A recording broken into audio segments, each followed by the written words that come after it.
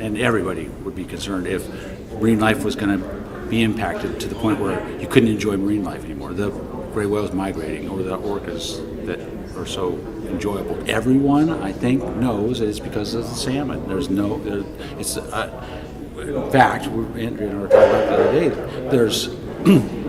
There's still 30,000 blocked salmon packages in Washington alone. So, I mean, and that's the food source for the resident killers. So, yeah, there's problems that need to be fixed. Now, what we're here to talk about can you expand on just a minute on those block passages, what you mean by that?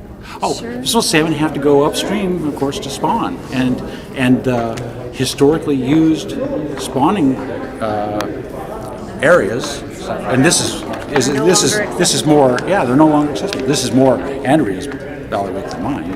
But that's the kind of thing that is clearly an issue, needs to be addressed, but that's not what we're here talking about, because we're talking about the Navy training and testing, which is not urban expansion into the Puget Sound area and the fixing up of culverts and so forth. That's not this project. This project is Navy training and testing, and the small portion of it, which is the change from the DEIS to this supplemental DEIS. But your overall concern... Will you be in salmon territory?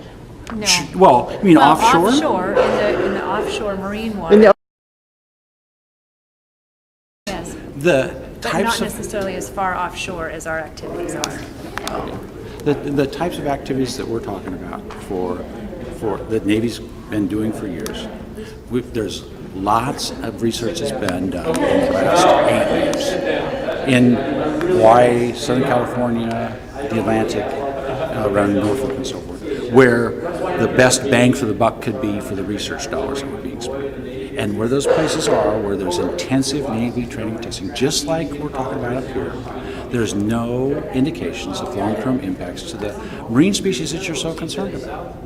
You know, the gray whales that migrate right through the San Clemente Island Range Complex have increased in numbers so that they're no longer endangered.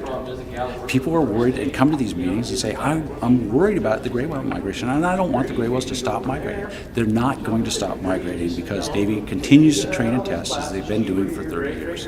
That's the simple bottom line answer. Now, if you want the why we've come to that conclusion, there's a whole bunch of research presented in the DEIS that backs that statement up. So.